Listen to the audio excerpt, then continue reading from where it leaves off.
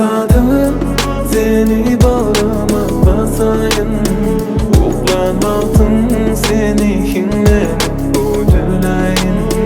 Gün doyanca sen başımdan seypalayım. Ertesi senin bilen oyun oyun. Üntek gücüm akla yüreğim arıp torka. Baklı edeyim senin başka demeke. Geçmişimi unutuyorum, terledim gelin hali dünya. Sevgide kanun yok var zat elinizde. Sevgide başka neme gerek beter. İki yürek yana alışsa geçer, ömrüm geçer. Gel ya böyle sevgi eser. Kimle zadım seni bağrıma basayım. Uğlanmadım seni hinlenip uydurayım. Gün doyanca sen başımdan seypalayım. Ertesi senin bilen oyun oyun.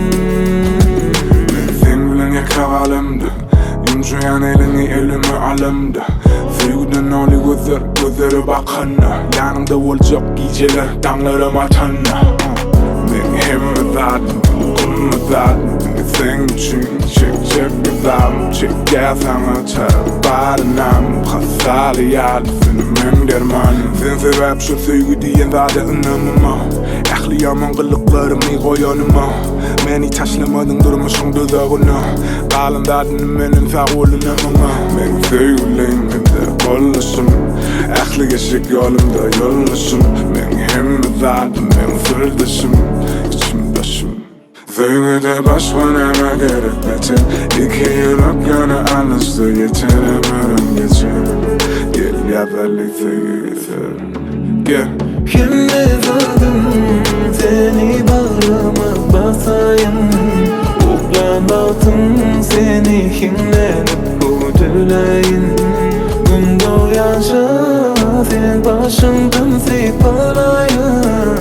Ertesi senin bilen oyun oyun.